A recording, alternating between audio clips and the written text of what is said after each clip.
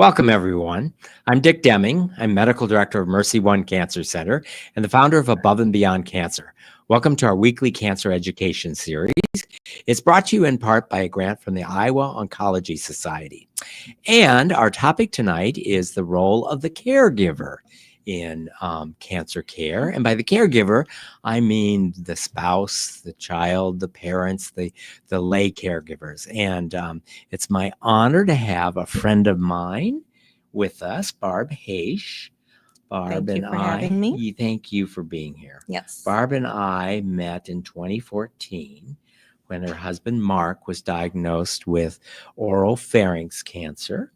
And Mark had a 7-year journey of ups and downs and joys and sorrows. And Mark died on January 21st, 2021. Yes. And out of Barb's experience has come this beautiful book that was published last year.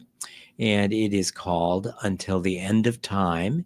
And it's a beautiful memoir of Mark and Barb's journey, but then really the essence of the book is advice for caregivers on how to be a good caregiver and how to also take care of yourself in the process of going through a cancer journey. Yes. So thank you for writing the book. Thanks for being here. You know, before we jump into Mark's story, let's get to know you a little bit better. Okay. So where were you born? I was born in Independence, Iowa. Okay. I'm the youngest of 8. Oh, wow. Yes. So how much older is your oldest sibling? He's just shy of 15 years older than me. Okay. And so what did your parents do in Independence? Well, my mother was a housekeeper, Was a mom. homemaker. Yes, Was a mom. busy, yes. And my dad actually was what you would call a chicken pathologist. Pathologist. He was a chicken doctor. Uh-huh. Basically. So up in Independence, there's a lot of farms. There's a lot of Amish country up there. Yes. And if they were having issues with their chickens, they would call my dad and he would go out and figure out what was wrong and what you had to do to fix the problem. So he wasn't like a vet at a huge factory type. He went out to the smaller farms where they were raising their chickens for both meat and eggs. And, yes. Yeah. Wow. That's a beautiful. And you went to high school in Independence? I did. Yes. How many in your high school class? You know, everyone asks, and I really don't You remember. just make something up. It's over 200, probably 225, so it's pretty big. 220, somewhere in there. Yeah. And what was your claim to fame in high school? I was a band geek. Okay. So I played the trumpet from the 3rd grade through the 12th grade. And was it a hand-me-down trumpet from brothers and sisters along the way? Kind of. My older brother had it, but only for maybe 3 months. Okay. Something like that. So I wanted to play the drums, but my mom said, we already have a trumpet. So let's try the trumpet first. And then I just stuck with it. So great. But I played taps at funerals, and I played every single marching band, jazz band, pep band, all that stuff. I actually was invited to travel overseas after I graduated to play. But by then I was deep into Mark. So I said, no, I think I'm going to stay. Yeah. So I think it's the first line of the book or close to it that you met Mark at age 16. Yeah. So where did Mark go to high school? So he also went to high school in Independence, but he was 4 years older than me. So which at that time is a huge amount of a huge age difference. Yes. So he graduated and then I came in as a freshman. Okay. And I got a job at Hardee's.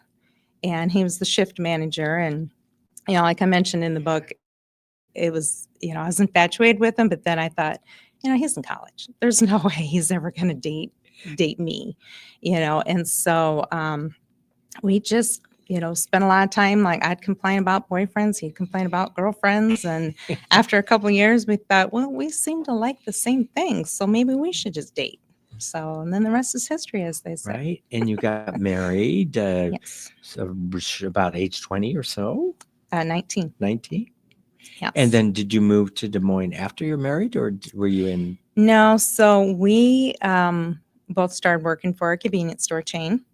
And we moved from when we got married, we lived in Waterloo, and then we moved to Iowa City for a while, and then we were out in Craig, Colorado Oh, for close to 5 years. okay. And then we decided we wanted to start our family, so we wanted to move to the Des Moines area. And we actually lived here for probably 7 years or so, and then started our family. Okay. Great. And how many children do you have? We have 2. We have a daughter and a son, and then I now have 2 grandsons. 2 grandsons. Yes. Oh, and what age are they? 5, and one just turned 2. All right. Yeah. Wonderful. And so let's talk just a little bit about Mark's story. So what do you remember about the very first time that, were you with Mark when he was told you have cancer, or was he the one that told you? No, Remember he back was in the 2014? Yeah, he was the one who told me. So really, other than having to drive him to different appointments, like if they were going to do a test or put him out or something along those lines, he really didn't want me at any of them. He was very independent. Yeah. Very Yeah. independent. Yeah. Yes. Very personable, a very real people person. Yes. Yes. So you met Mark and you instantly liked him and he liked you, and you were off. And so they initially diagnosed with what we call HPV mediated oropharynx cancer. So it's cancer of the throat around the tonsil area. Yes. And it's become a very common cancer Yeah. for men. And it used to be, 20, 30, 40 years ago, the only people who got throat cancer were individuals that smoke and drank. And now the people who get the tonsil cancers is caused by the HPV virus. And many, many people who don't smoke and drink get this type of cancer. And it's treated with chemotherapy and radiation usually. Mhm. And that's what Mark went through, and Yes. finished treatment in 2014, and tough treatment. Yeah. Yeah. Chemotherapy and radiation to the throat. Need to have a IV port, need to have a feeding tube. What do you remember about going through the treatment, that initial treatment? Yeah. He actually didn't get a feeding tube. Oh, that's right. He refused. Yes.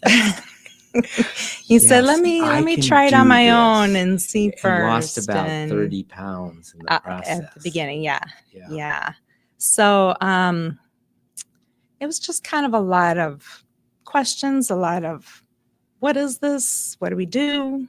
Mhm. So like I said, it was kind of new then. It's not now, but then it's like, what is this? What is HPV? And I remember when it first came out and the vaccinations for it. And we were like, do we do that for our kids? Do we not? Ask a lot of questions kind of thing. So Mhm. it was fairly new. I had not heard of that. And so you don't know, like, is it, curable? Is it not? Mhm. So yeah, a lot of questions. And when Mark went through the initial treatment, obviously he didn't have a feeding tube. Thanks for reminding me that. Difficulty swallowing and maintaining hydration and nutrition.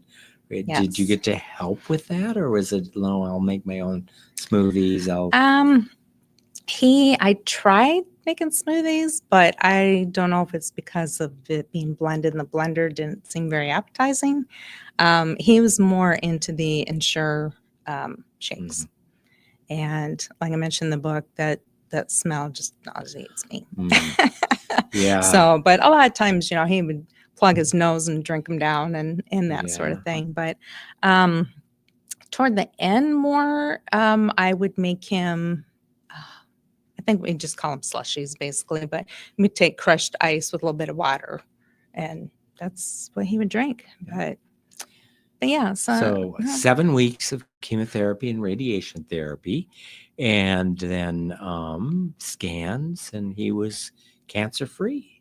yeah, for And quite a we while. celebrated that for Yeah. quite some time, for years. Well, he didn't make it quite a full year because we were thinking, okay, we made it the 3 months, the 6 months, the 9 months, and then at a year, I believe approximately is when it had come back. I believe it was in a different area. It wasn't Yeah, it in was same May spot. of 2018 that the scan became positive again. Yeah. So, as you said, um, about a year of being cancer-free before it came back, and then Yeah. never cancer-free again. Right. So then continuous treatment from 2018 until he passed in 2021, January 2021. Yeah. And this HPV was literally like whack-a-mole. It seemed like, you'd come back and say, okay, well, it's not here anymore, but now it's over here. Okay, we got rid of it here, but now it popped up there. So that was something that was hard to How do get used to. how do you remember your emotions going through that? Good news, bad news, good news, bad news. Well, it was frustrating because, you'd be like, okay, it's, you never really say cancer free, but you're like, okay, there's no spots. And then we're like, the next month, just that, all right, well, what do we have to do now? And sometimes it was just radiation. Sometimes it was both. But yeah. And Mark kept working up until almost just a month, maybe before he passed. Yeah, that's where I kind of say COVID was kind of a good thing for us because he could just be at home, and then he could just lay in bed and work on the computer and not have to worry about getting up. And you both worked together in the same building. So, yes. In the administrative offices of Come and Go, and had good support and yeah, and that was kind of one of those things where because we had been with the company for over 30 years at the time, and so everybody knew us. And at first you're like, don't say anything, but then after a while people are like, what's going on with him? He doesn't, he's lost a lot of weight and whatever. But it got to where so many people would come up to me all the time. And I'm like, I always felt like, didn't I just tell somebody this? Like, and then I have to repeat it again, for that next person. But definitely a lot of people that were. So at some point, did he give permission to just be open about what he was going through? Yeah, because he really didn't have a choice. Yeah. And that's probably one of the, I know it's an issue you cover, is who do you tell and how do you tell? And at what point does it define both him and you as you're going through this journey?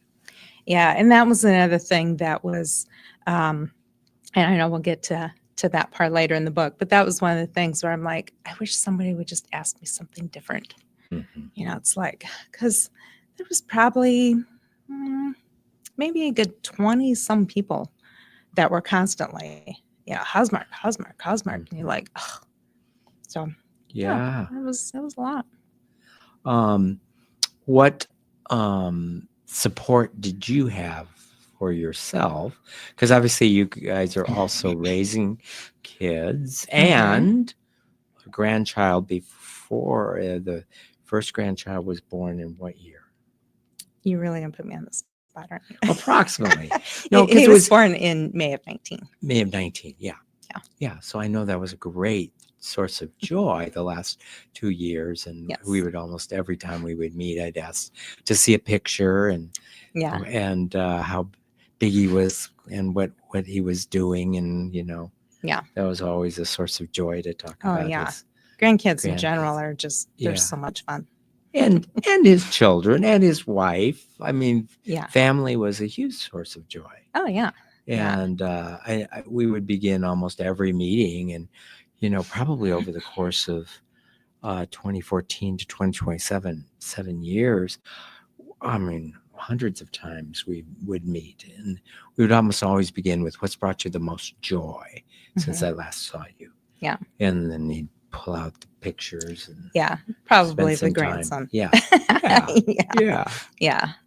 Yeah. Now, as far as support, I mean, family, it's kind of nice having a big family, So, yeah, there would be occasional meals that were sent or.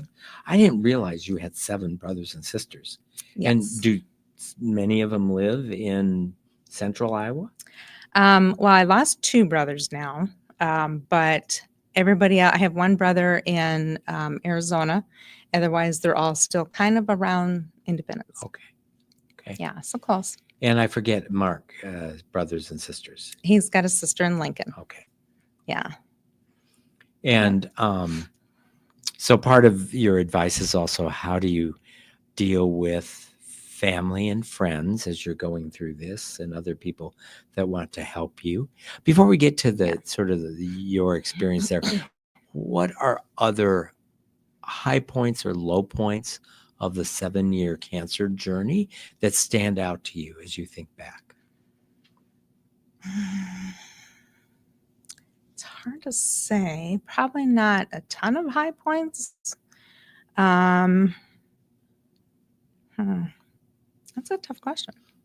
High points probably more away from cancer. Mm-hmm. Did you take time to sort of shut off the cancer and go somewhere and try to leave it behind? Yeah. I mean, other than fishing, which we did, it was more like cancer was always shut off. So the 2 of you, when you were just by yourselves, didn't spend a lot of time talking about the cancer. No, Mark kind of wanted to just keep that internal and try to spare you from that. Yes. Yeah. When did you have a go-to person that you could just talk to that would just listen? So, it's not somebody that you had to answer the questions about how Mark is doing. I never had to not answer questions about Mark. Uh-huh. But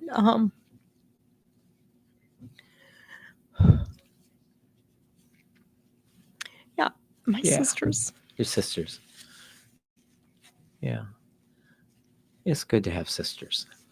Yeah. What were some of the experiences you had that led you to believe you needed to write a book to help other caregivers? Well, I had, a lot of people that were like, I don't know what to say. I don't know what to do. I don't know how to help. And I'm like, well, let me write it down for you. Okay. And hopefully, my experience will help others. Mm-hmm. So, yeah. So it's a beautiful book, and it's I kind of think of it as in 2 parts. Part 1 is the story of the journey that you and Mark did together, separately but together, with his cancer. And then the second part is words of wisdom and advice. Yes. Is there something more that you want to, any episodes you want to talk about in terms of when Mark was alive and the journey that you 2 did together for 7 years? Any particular episodes that you want to highlight that really prompted you to want to write the book? I think it's more like around the food, because so many people wanted to help him. And I'm like, yeah, he can't really eat. Yeah. So it's more, that's why I bring up, the caregiver, because it's more about, I'm spending so much time between running around with kids and take care of him that it's like, and working full time. Yeah. And it's like, I should probably eat sometime today. So I would say, there were fun times as far as at one point he had lost his voice, and we had gone to some, like a Christmas party, and he would whisper in my ear what to say. And sometimes I'd say, yeah, I don't want to say that. and I just wouldn't repeat what he wanted. And he'd get so mad. I'm like, sorry. So I would have fun with him, or either that, or he'd say something and I'd change it to make it sound better. And again, he'd be like, he'd look at me, and that's not what I said. He'd whisper, and I'm like, but I got really good at reading lips, because if I was in the kitchen and he was trying to get my attention, then he's trying to talk, and I could kind of hear him, but I'm more reading his lips. It's like, oh, okay, he wants this or he wants that. So yeah, but no, it's definitely frustrating when someone who doesn't feel the greatest wants certain foods, and then you're like, you jump up and you're like, okay, I'll go wherever I have to go to get that. And then they've changed their mind 3 times before you get out the door. And then they call you on the phone again, and you're like, I just want you to pick something.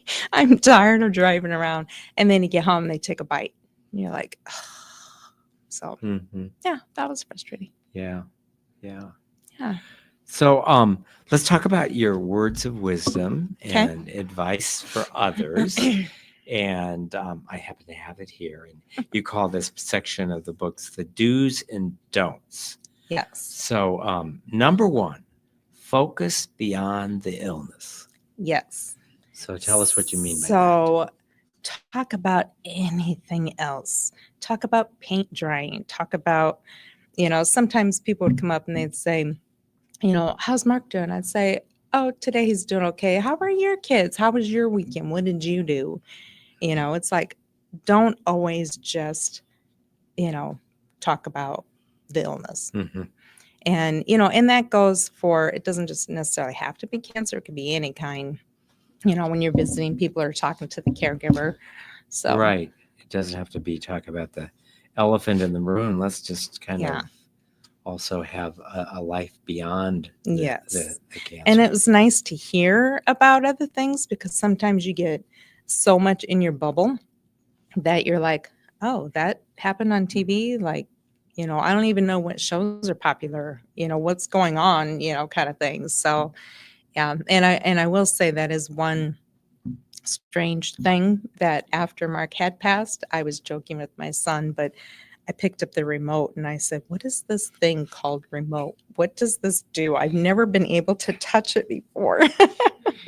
So yeah, you have to find joys where you can. Yeah. And number 2 kind of feeds on that. Yeah. Check on the caregiver's well-being. Yeah. So I would imagine that having that as number 2, that you probably at times felt like all you were a messenger to tell everybody how Mark was doing. And at times you maybe wish somebody would say, how are you doing, Barb?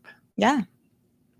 Or even just, what's going on? What interests you have, or what shows have you been watching, or have you read any good books, or have you, whatever, other than just, hi, Barb, how's Mark? What's going on with Mark? It's like, just, yeah. So you say, don't forget to ask how the caregiver is doing mentally, physically. Sometimes I felt people only came up to me, called or texted me just because of my husband. Yeah. So there would be times like family members might know that he has a scan coming up, and they would call and be like, how's the scan? And I'm like, well, I'm fine. Hello. Thank you for asking, and then talk about Mark. So just don't be so eager to always get the update. And if there is an update, especially with family, if there's an update, the message will get out. Did you use any sort of messaging service like Caring Bridge or one of those programs where you sort of type it once and everybody gets it? No, but that would have been a really good idea. I kind of wished I had done that. Yeah. But that's just one more thing. I thought it's just one more thing I have to keep up with. Yes. But yeah. Okay. Number 3, bring food when visiting. Always. Please. Don't show up at our house hungry asking what's to eat. Bring food. Yes. And that was another thing, that so many people would want to come and visit. And it's like, okay, well, now I feel like I have to clean the house, because Mark was kind of particular that way as well. You like to clean house. No, we've got visitors. I got to clean the house. I got to cook something. Yeah. And then you're like, well, then you have to go out and you buy all the food, and then you cook all the food, and then you clean up after them. and you're like, I'm so glad they came to visit. I'm glad. And half the time Mark either couldn't talk or didn't feel like talking. And so, yeah, always bring food of some sort, even if you have no idea what that person likes or if they can eat.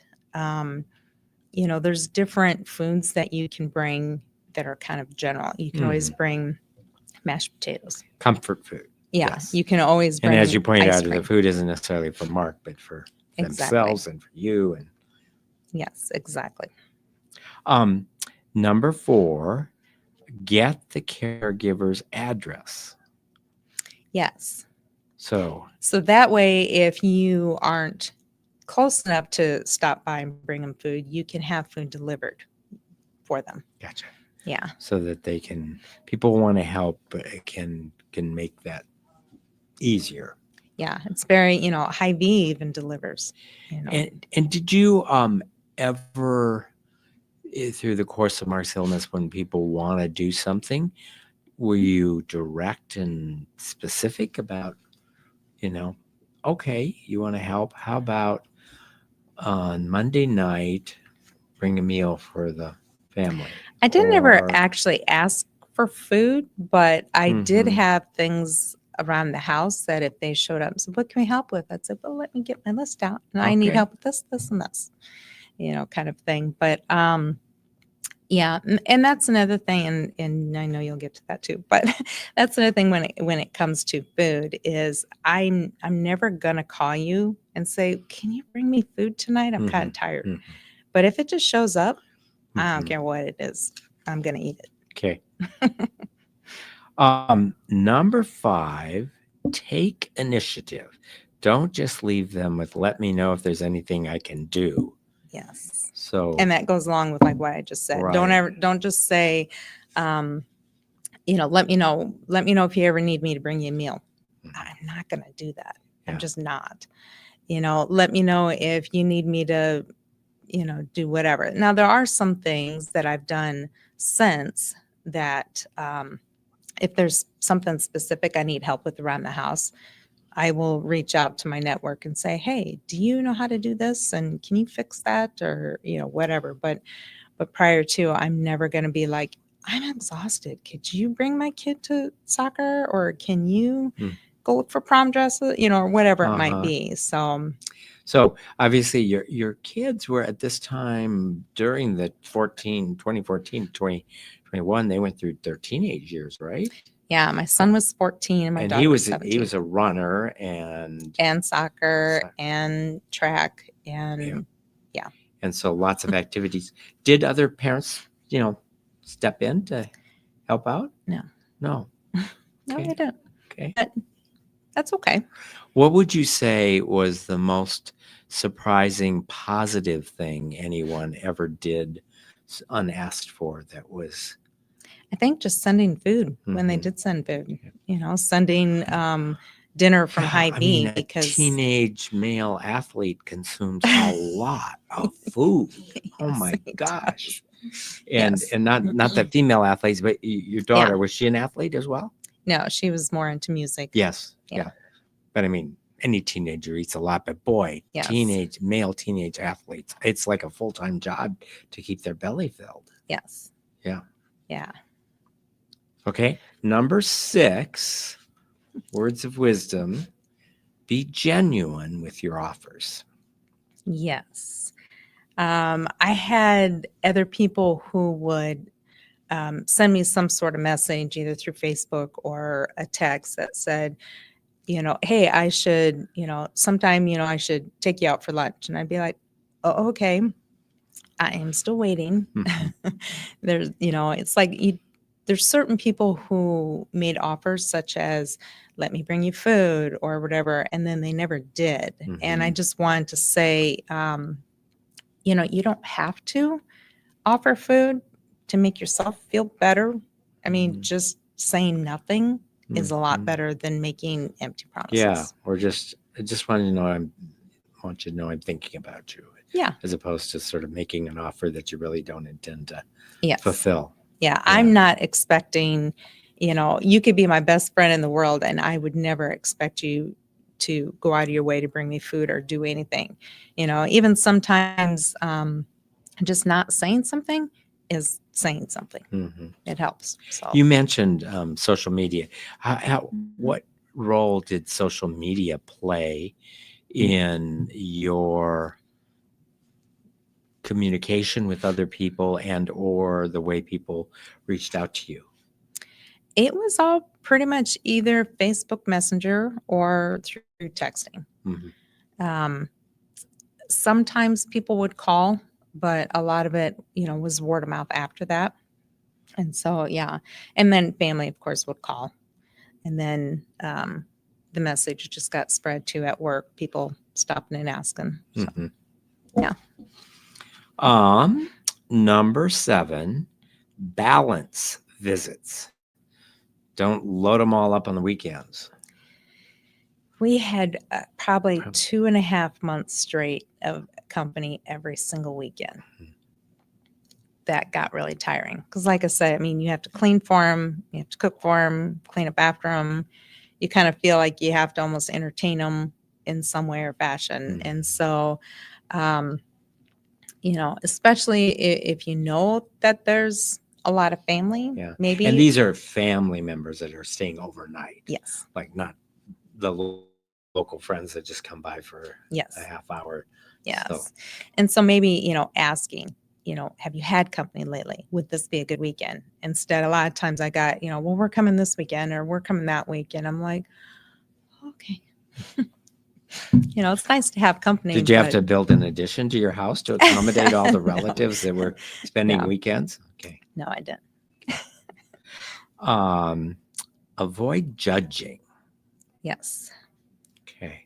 Give us an example of when you felt that you as a caregiver were being judged by other people. Well, it wasn't me being judged so much as it is judging how people, and again, it wasn't for me, more as other people that I knew or came in contact with, judging more how they handled situations, either at the time of death or after, or getting them care right away or something to that effect, where it's like, if you're not in that situation, you don't Gotcha. get to say. So comments Yeah. like that aren't helping anybody. Mm.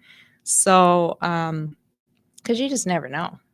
You just never know. It's a difficult journey. Yeah. And most of the time, there's not one right way to do things. Right.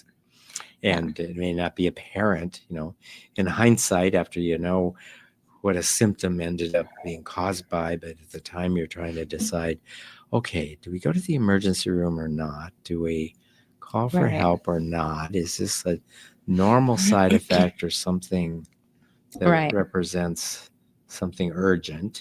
And then, at least in my situation between Mark and another relatives, it was more of a I'll tell you if I need something, otherwise don't bother me. Kind of trying to put it nicely, the male ego. Stoic. Yeah. Yeah. Ego or stoicism or not wanting to bother the little lady with my problems. Yeah. How about the kids? How did your son and daughter handle the journey? I think just keeping busy. Mm-hmm. Yeah. So in 2014, they would have been approximately how old? They were 14 and 17. Okay. So yeah. And it wasn't hard keeping them busy. Yeah. They had so much going on. Yeah. Which helped, I think. Mm-hmm. Yeah. So next, go beyond thoughts and prayers. You're in my thoughts and prayers. I hate that with a passion. I really do. To me, it's so empty. It's like that's the very bare minimum thing you could have said.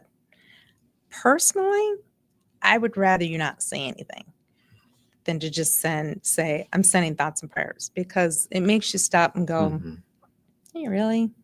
Are you just fulfilling your role as being a friend or relative Mhm. or coworker by saying something. Yeah.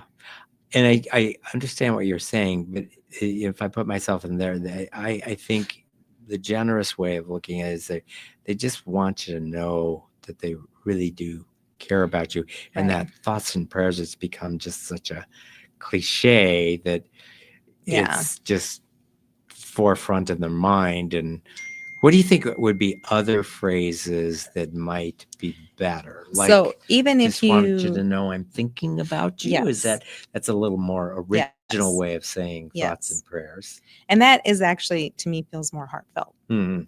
knowing that someone's Yeah. actually just thinking of me. Or even just, I wish there was something I could do, is another phrase. I'm thinking of you during this difficult time is better. I mean, putting a little bit more, even just a Yeah. word or two, Mhm. really changes Yeah. how that It comes does across. how that comes across. I mean, Yeah. if we pulled up on my phone the text messages between Mark and I haven't done that. I assume they're still there. There's thousands of them, and sometimes it would be me just kind of reaching out on the weekend, just Yep. just thinking of you doing okay, need anything. Yeah. Um, Which is but good. obviously, yeah, But that is it good. was Because sort even of just more that. of a medical thing, because I never Yeah. did cook you guys a meal to bring you. But that's perfectly okay. No, I never brought food. I wouldn't expect you to. Um, And I wouldn't expect anybody to, but they're just suggestions on how you can help yeah, people. yeah. Yeah. And what about so sometimes people just go silent because they don't want to say something like you're in my thoughts and prayers, or afraid they're going to say something that may not be comforting or may offend Yeah. you or Mark. And that's fine to not say anything. Okay. Yeah. I mean, who your close friends are and who Mhm. your family obviously is going to say more than things like that. But, your close friends or neighbors. And if you're not sure what else that you can say, it's okay to Yeah. not say I hear anything. I hear what you're saying, that there's some people who just want to say something just to soothe their own Yeah. It feels more like ego, they're marking a little or checkbox that, yeah, okay, I checked in. yeah, I'm good for now. yeah. Yeah. Let's see. Next, number 10, avoid making light of the situation. Now, that's an interesting one because sometimes humor can be helpful, Yeah. but you got to know when Yeah. Yeah. You you're kind of open need for. almost the whole story Mhm. because, like I mentioned, when Mark had lost his voice and they had done a procedure that temporarily gave his voice back 6 months, 5 months, something like that. But someone had been kind of teasing, they were teasing me about, oh, what kind of voice did he request? And I'm thinking, you have no idea how hard it was. So I'm like, yeah, funny.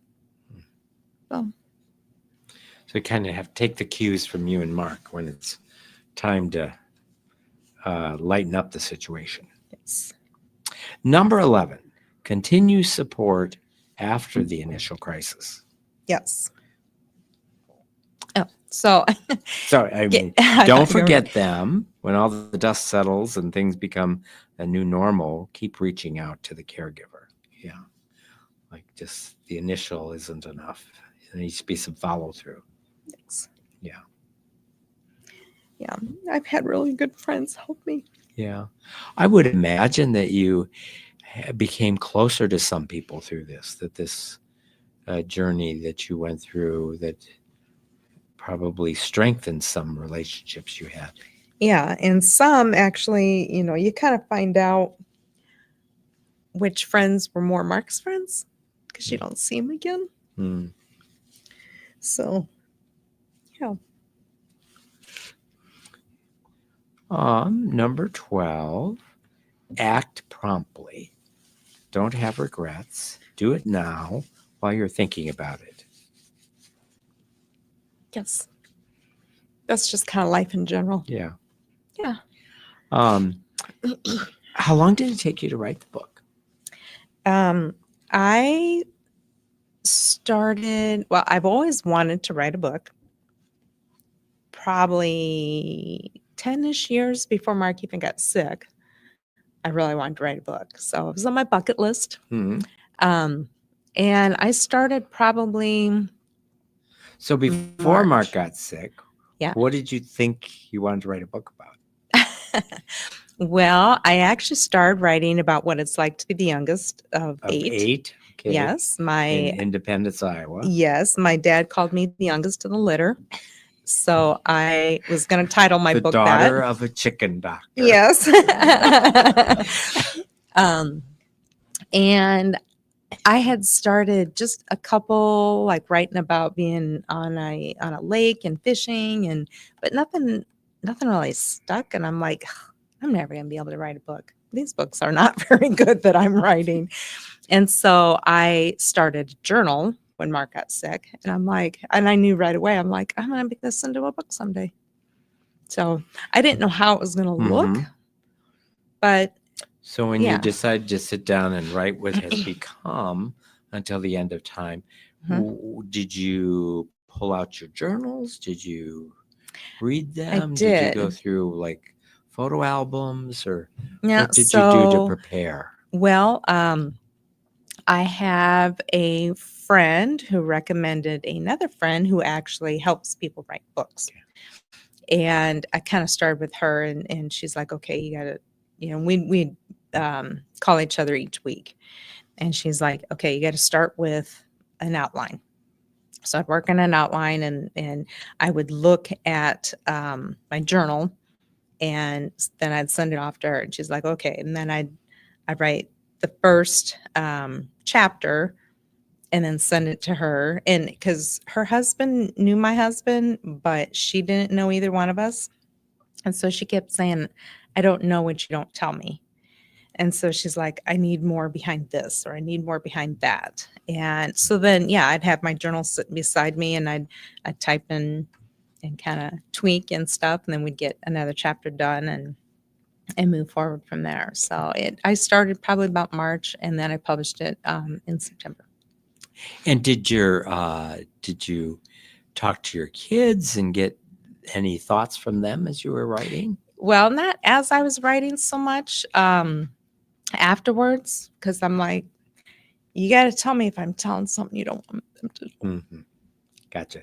So more their approval, not to have them help with bring their perspective into it. Yes. And then how are they doing? And how They're do doing you great. as a family remember Mark? And how do you incorporate him into Christmas and Easter? And what about his birthday, your anniversary? Have you figured out how to?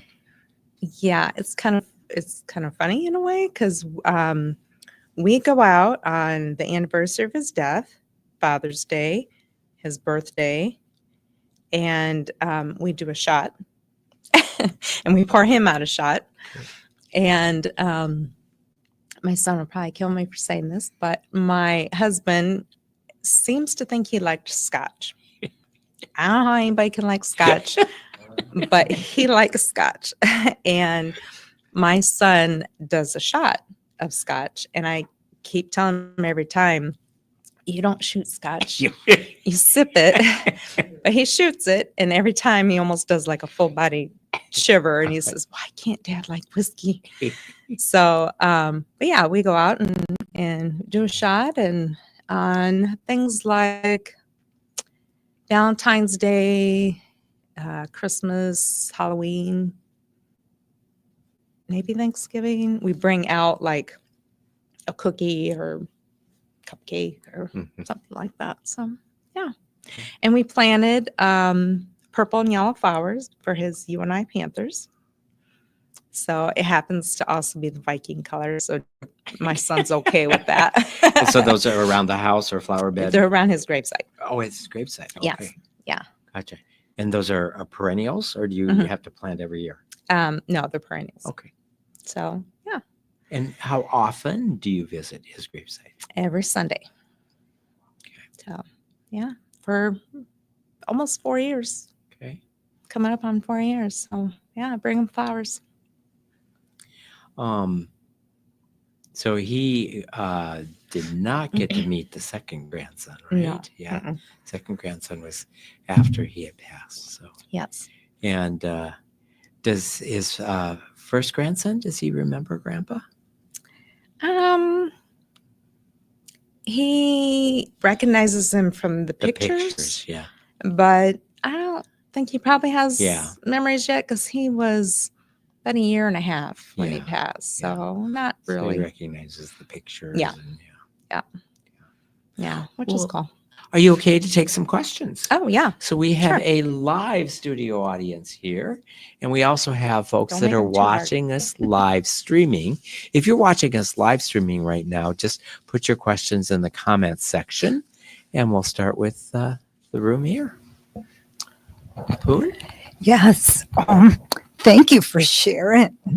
Now that you've written the book, have you had friends and family that contact you and says, "Oh, I feel so bad. I never brought food." Oh, yes. Yeah. Yeah. And I tell people, I'm like, you did exactly what you should have done. So they should have no guilt. Yeah. Other questions? Yeah, George? I'm particularly interested in the visits because myself, I mean, I would think if they want to see me, they'll ask, which isn't necessarily the case.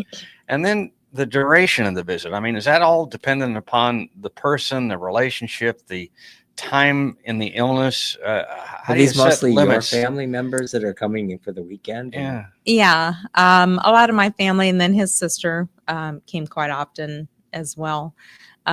Friends, not as much because they got to see him at work, and then we had COVID, so nobody could visit.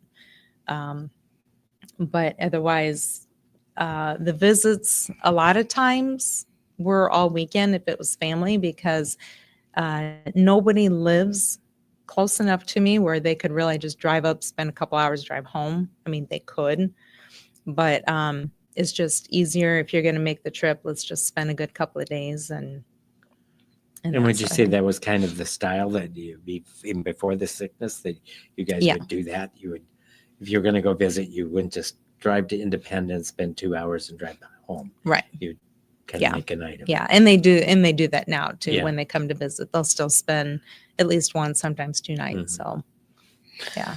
I'm also curious about support groups for people that are in your situation. Have you attended those? Do they work for you? What do you think of support groups? I think I'm guessing because I've never participated in one or did anything with them, but I would imagine that they're very helpful. Like I said, I have a great group of friends that it's very easy for me to just go and talk to whomever, bring things up, here and there. But for the most part, I mean, the book has been very well received with family and friends. And, some of them have made, excuse me, some of them have made comments, like what you had mentioned, as far as like, I had no idea what you were going through and wished I would have done more and things like that. And I'm like, like I said, it's okay. You don't necessarily have to do everything all the time. So, Barb, when you and Mark were on the journey, we did not have a specific caregiver counselor. Since 2022, obviously a year after Mark died, we do have a caregiver counselor. Oh, nice. Is that something you would have been open to? Just someone for you to meet with, not for Mark to meet with, but for you to meet with. Yeah, potentially. Yeah, I'm sorry we Yeah. did not have that Well, service back then. Yeah. So, and how about a grief counselor? How are you doing? How were you doing in 2021 after Mark passed? How are you doing now? Is seeing someone a grief counselor something that would be of benefit? I think it depends on the individual. Mm. It was still, kind of COVID, so we weren't really back in the office and seeing Yes. people and stuff. But for me personally, I don't know that I would have, gone to talk to a grief counselor. But yeah, I think it kind of depends on the individual Yeah. and what they're open to. So you're right. So Yeah. Mark died right in the midst of Yeah. the lockdown. I Yeah. do remember coming to the visitation. hmm So we was allowed to have visitations there. Yeah. I guess we probably were all in face masks. I don't remember. Yeah. It certainly would have been in January of 2021. And then, you were zooming in. You don't give many hugs on a Zoom meeting at work. Right. Yeah. Yeah. No, and I kind of felt bad in a way because I literally hugged everybody at the visitation, even though we said, 10 feet apart and wear masks. And I was like, I'm not going to pay attention to that. But and then we didn't have a meal after the funeral either because of that. So, which was a whole different weird feeling. Yeah. But Other questions? Yes. I think it's also okay to give yourself a break from getting back to everybody that's calling or texting, or to shut your phone off for a couple of days, because I've gone through it and you kind of feel like you're just a robot. I got to do this, I got to do that. And it's so busy and you're so exhausted. I look back on it now and I appreciated the love. I appreciated everybody wanting to know what was going back. But as I look back on it, it would have been beneficial to me to take a break from answering questions on the phone. I understand with you going to work, you're going to see them, but just to put it down for a couple of days, no one has any reason to get mad over that. You're just trying to refresh yourself as much as you can. Yeah, that's a good point. And I kept up with different texts and messages just so I wouldn't have to think about them later. Otherwise, it's like, did I get back to, and do I still owe this person a call back? Or so I just did it right away. It was kind of like, get it over with and move on to the next thing. And then I didn't have to think about it. So, but yeah, you definitely need breaks once in a while from thinking about it and dealing with it and whatever that might be, and go get a massage maybe, for an hour. And yeah. There were definitely times that when family came, I'm like, I'm going to go get groceries. I don't know when I'm coming back. Yes. I really commend your story. It was beautiful. Oh, thank you. When I got done, so I was the caregiver for my dad, my mom. Now I'm going to get emotional. He was my caregiver. When I got called that I had cancer, I was at work. I was a teacher. And they told me, oh, yeah, you definitely have breast cancer. And so we had to try to get a hold of him at work. This is during pandemic. We have our mask and nobody could hug me. And he goes, we'll get through it. And he goes, why are you crying so hard? I said, because I had the job of taking care of everyone in my family. But who's to take care of me? And he goes, that's my job. And then I started crying more. And he goes, now why are you crying? Because he said the right things. And you were right. Yeah. It is, you do need that support. And he's been a rock for me. And I commend your story. And it's beautiful. Thank you. Your story is so universal in many ways. It's the story of bumps in the road of life, of a love story, a marriage story, and then 7 years of a lot of extra bumps in the road of life. Yes. And then a story of coming out and the resilience and the strength and using the wisdom that you gained on your journey now to help other people. Yes. And that's what I really admire, is that you're not just journaling in order to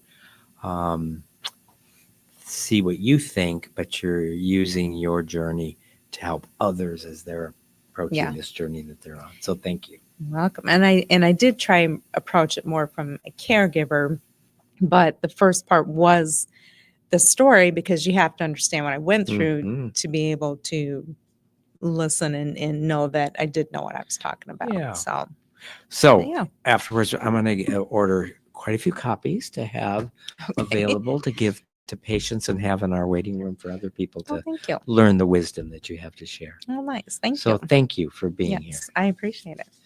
And if you are watching this and you know someone who might benefit from watching this program, it will be available on demand beginning tomorrow at the Above and Beyond Cancer YouTube channel and also the Mercy Cancer Center website.